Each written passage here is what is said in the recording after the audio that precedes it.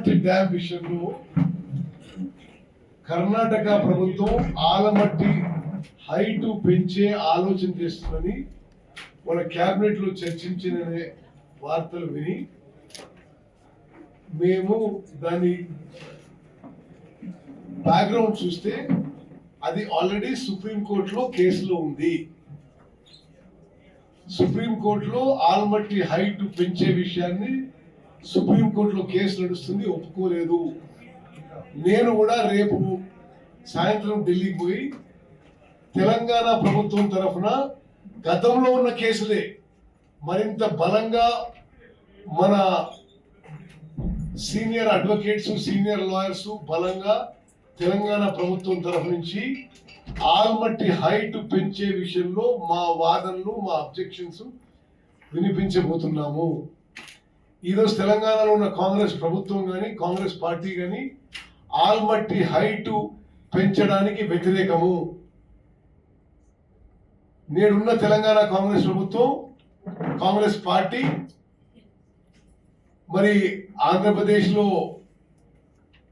Telugu Desam party అధికారంలో ఉండనియండి, కర్ణాటకలో మరి మా పార్టీ అధికారంలో ఉన్న, మహారాష్ట్రలో బీజేపీలో అధికారంలో ఉన్న కృష్ణా గోదావరి నదీ జలాల్లో తెలంగాణలో తెలంగాణకి రావాల్సిన నీటి హక్కులు కాపాడడానికి మేము అన్ని స్థాయిలో పోరాటానికి ఆల్రెడీ 20 నెలల నుంచి చేస్తూనే ఉన్నాం. అధికారంలో చిరపడింది. ముందు కూడా ఆ రాష్ట్రంలో ఏ పార్టీ అధికారంలో ఉండే విషయం కాదు. తెలంగాణ రాష్ట్రానికి కృష్ణా నదీ జలాల విషయంలో గోదావరి నదీ జలాల విషయంలో మేము మన నీటి హక్కులు కాపాడడానికి అన్ని స్థాయిలో మరి ఫైట్ చేస్తున్నాం. అదేవిధంగా ఈ ఆల్మట్టి డ్యామ్ పెంచడాన్ని కూడా వ్యతిరేకిస్తున్నాం. తప్పనిసరిగా న్యాయపరంగా సుప్రీంకోర్టులో ఆల్రెడీ ఉన్న కేసుని మరింత మన అడ్వకేట్స్ ద్వారా బలపరుస్తాం. దాన్ని తీవ్రంగా వ్యతిరేకిస్తున్నాము.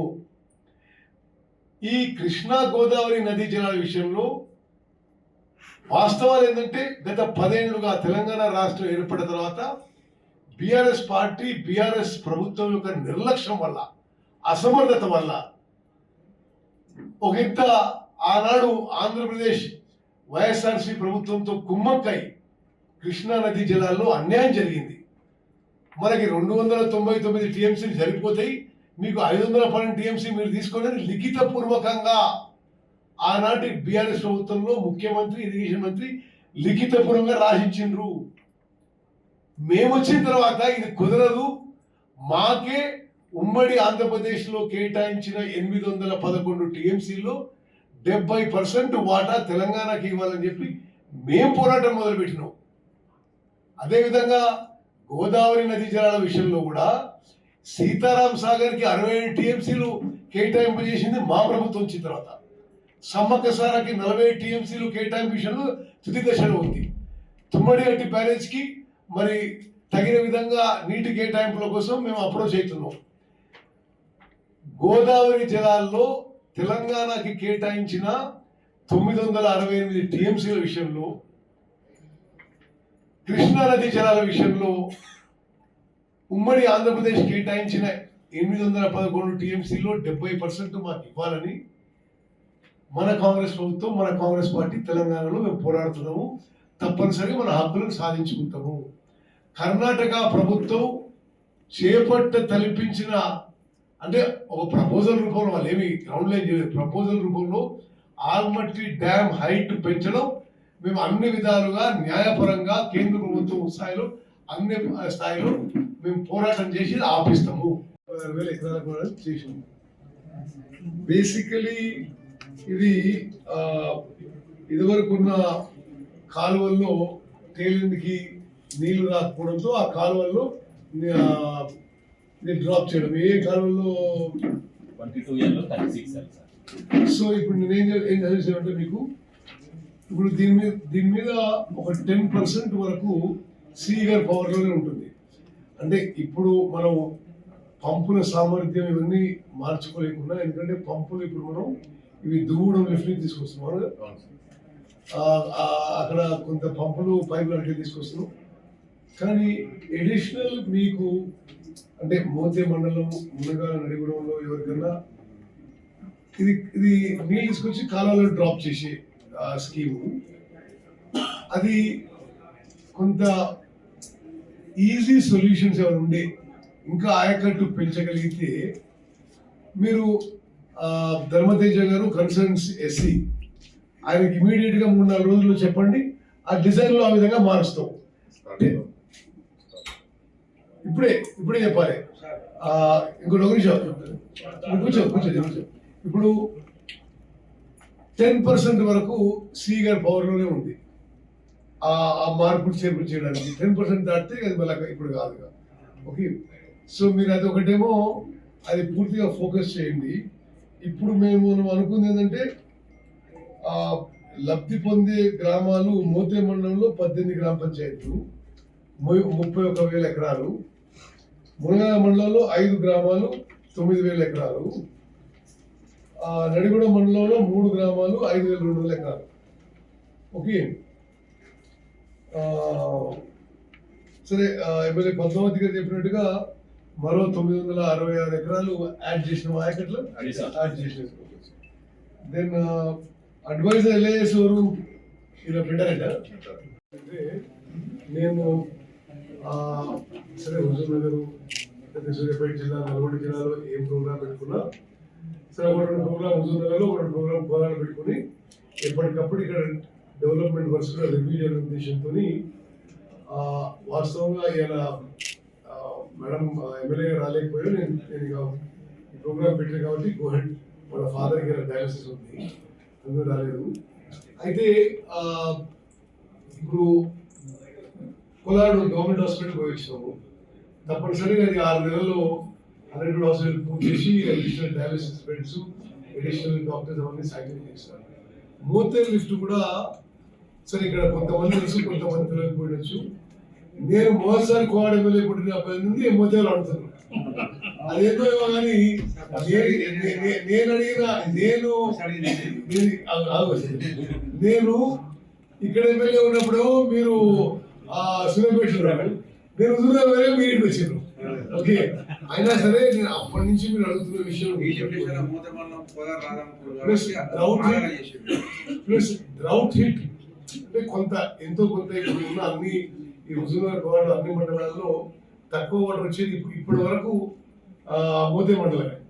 మరి ఈ స్కీము మీరు అందరూ కోఆపరేట్ చేయాలి, ల్యాండ్ ఎక్విజిషన్ లో కోఆపరేట్ చేయాలి, ఈ వర్క్ లో కోఆపరేట్ చేసి 6 నెలల్లో పూర్తి చేస్తాం.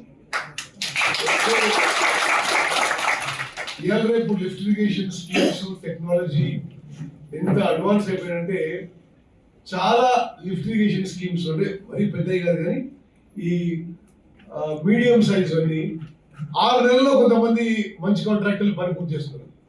సో మోతే మండలం ఆ విధంగా చేయాలని నా కోరిక.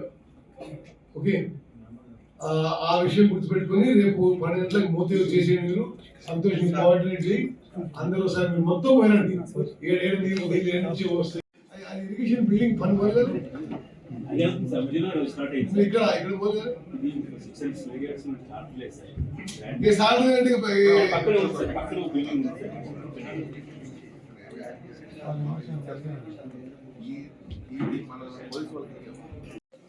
ఇప్పుడు ఎస్ఆర్ఎస్పి స్టేజ్ కాలువలు అన్ని కూడా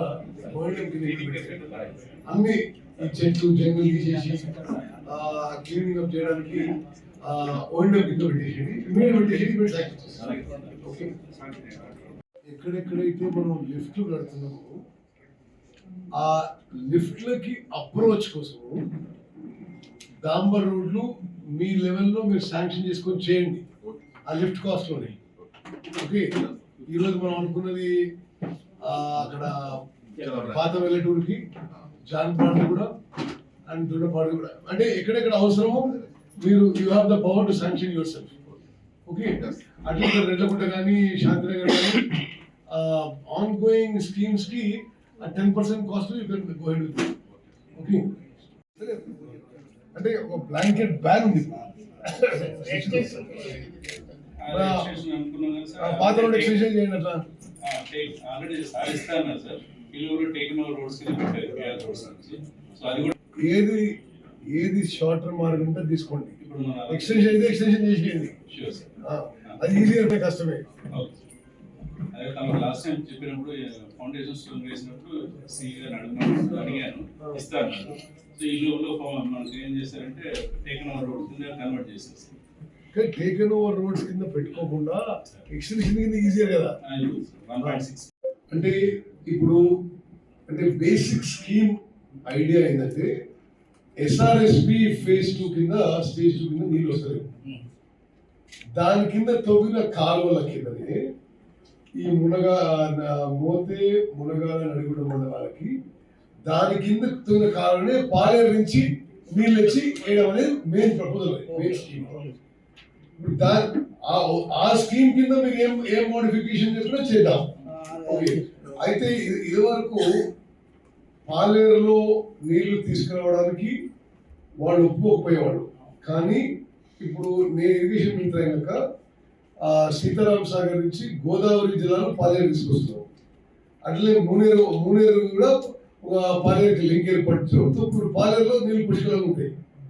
అందుకోసం ఇప్పుడు మనం దాంట్లో కొద్దిగా తీసుకుపోతుంటే వాళ్ళకి ఏం పెద్ద అబ్జెక్షన్ ఉండదు, ఫుల్ ఉంటుంది ఇప్పుడు ఇట్లా.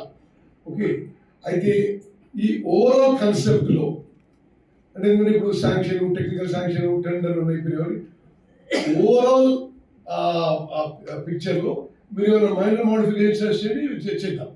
అయితే నేనే సజెస్ట్ చేసిన వాళ్ళు మీరు ఎస్సీ గారు ఈఎన్డి మీరు రేపే ఒక 7-8 మంది లీడర్స్ తోని మీరు ఫీల్డ్ మీద పోయినండి ఒకసారి. అంటే ఎక్కడ నీళ్ళు డ్రాప్ చేస్తారు, నీళ్ళు ఎక్కడి నుంచి పికప్ చేస్తారు, ఎక్కడ డ్రాప్ చేస్తారు అనే విషయాన్ని మీరు పోయి చూసిరండి. మేజర్ మోడిఫికేషన్ ఇప్పుడు చేయలేదు.